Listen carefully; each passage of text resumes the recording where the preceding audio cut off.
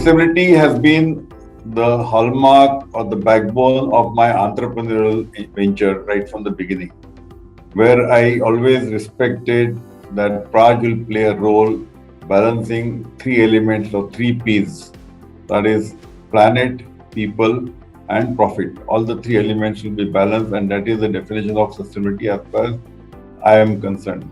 The other aspect of sustainability, which comes from various aspects about the environment and environment protection and the, what we could say, conservation of environmental issues.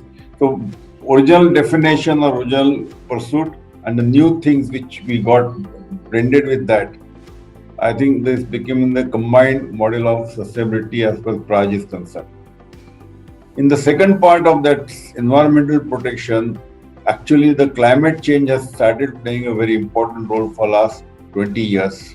Since the beginning of this century, the word climate change and the climate action started taking some shape. And in that area, the carbon footprints or the carbon generation out of the burning of fossil fuels has become one of the requirements to be tackled.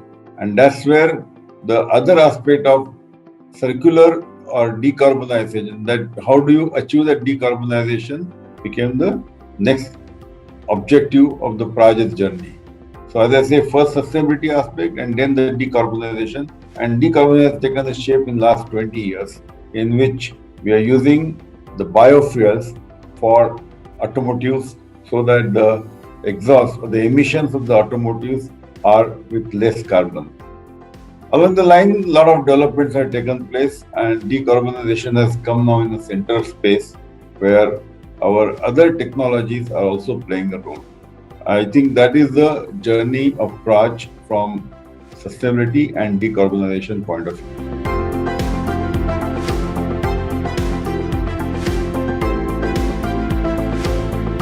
Let's see, in context of India, before that we see what is happening about the biofuel industry globally. The biofuel started taking shape in Brazil. Brazil was the first country to introduce biofuel in mid-70s because of the oil crisis, the oil shock they call it, 1973.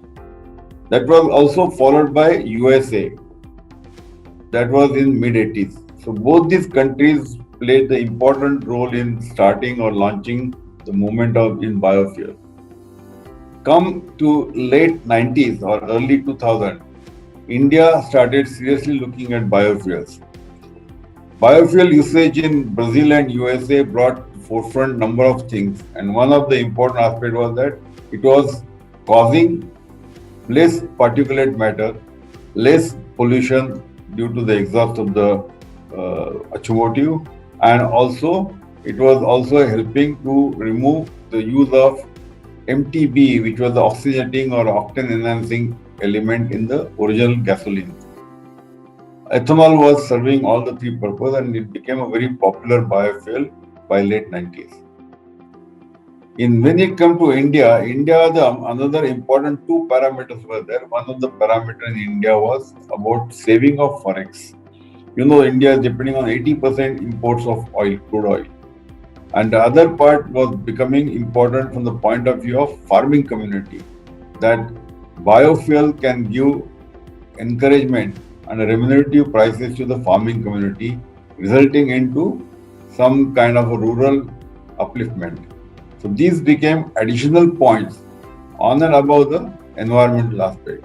So in true sense, it became saving in foreign exchange. So you have a homegrown fuel, or what they call early days as Swadeshi Indhan. Then it became important from the point of view of the rural economy, and obviously it was also important from the environment point of view. So all aspects of environment, people, and about the farming community and oil imports reduction became important to get the push. The whole activity got further pushed in the last 5-6 years, especially when the requirement for climate action became very, very critical. We are party to Paris Agreement, in which we agreed to certain commitment for reduction in the carbon footprints.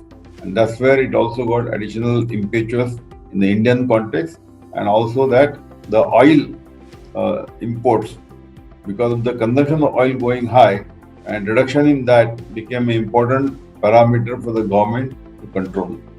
Biofuel exactly offer this kind of a opportunity, and that's why it is gaining a momentum in the last 5, 6, 7 years.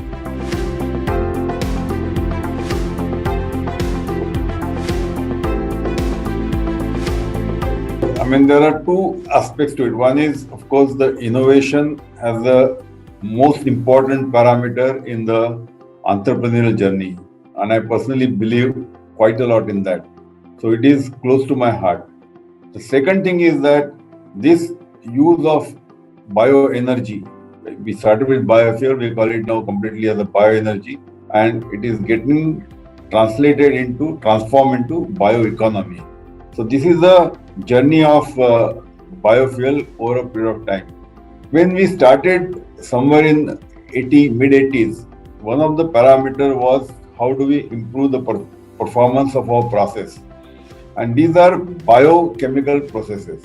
So these processes do require some kind of a controlling the bio elements of a feedstock and the microbes.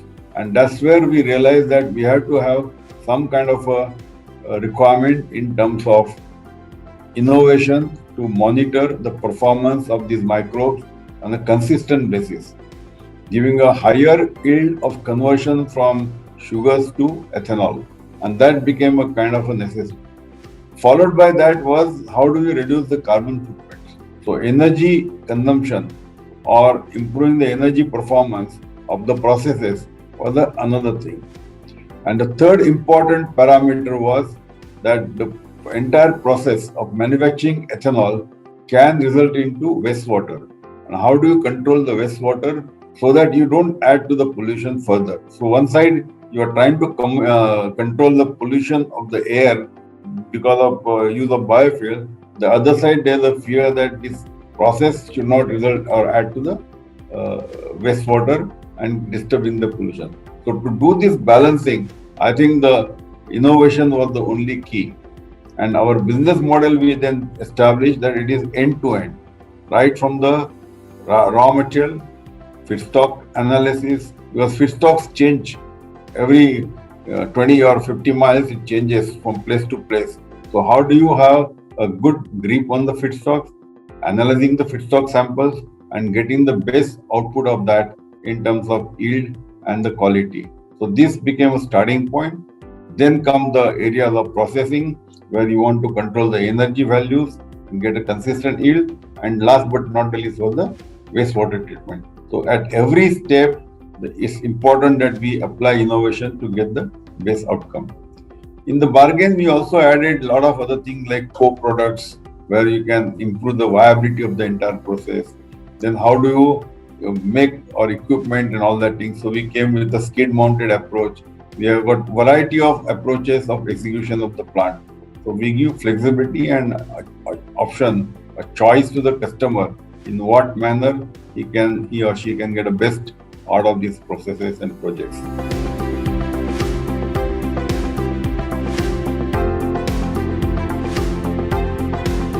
See, biofuel, as I say, it cuts across three planes. The one is, of course, it creates an alternate homegrown fuel. That is the point number one. Point number two, it helps the farming community. So it is indirectly helping for social upgradation, upliftment, and helping the rural economy. So that is the second parameter. And the third parameter is use of biofuels along with the gasoline. It also helps to reduce the pollution because the biofuels are made from the plant materials, which the basic theory is that the plants are with the photosynthesis, they absorb the solar energy into the leaves and other things, and if you burn these leaves, indirectly whatever is left out goes back as a circular process by plants absorb carbon dioxide, so that goes back to the plant again. So it is a circular cycle, process cycle, and that's where it can be termed as a decarbonizing technology from that point of view. So it is self-sufficient to ensure that kind of a circularness. The other aspect of circularness is the waste from these processes can go back as a fertilizer. So what comes from the soil again can be deployed back to the soil. Same thing has happened for the wastewater. So all these aspects can make it a very attractive in terms of circularness, in terms of rural support, and that's where the agri residue processing is the main purpose of our endeavor, and that's what we are deploying for the betterment. The government of India realized these additional benefits.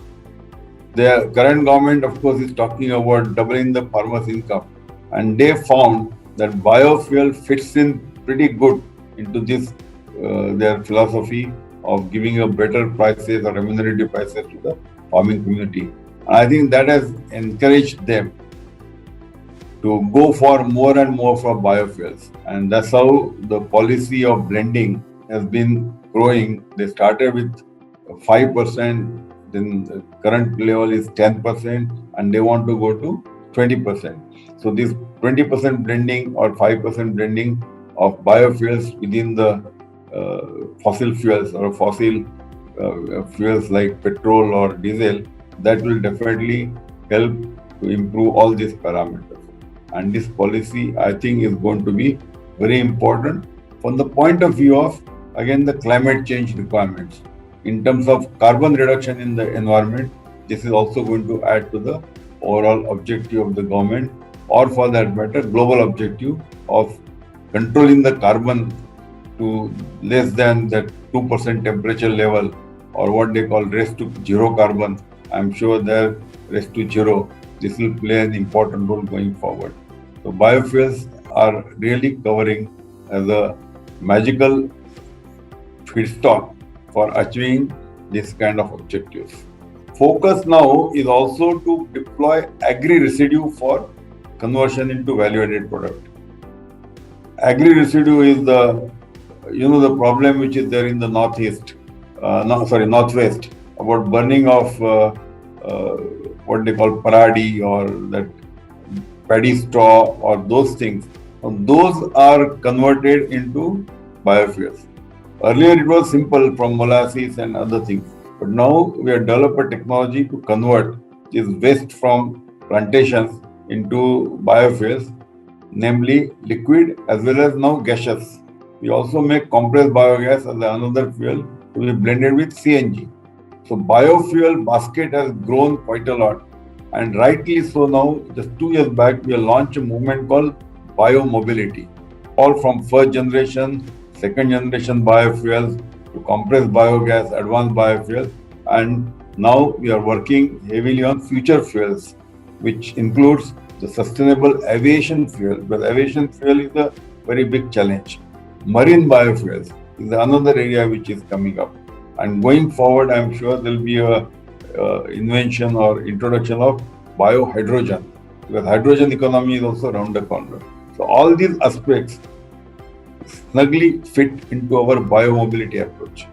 Hopefully, we are able to introduce many of these things based on our R&D efforts in Matrix.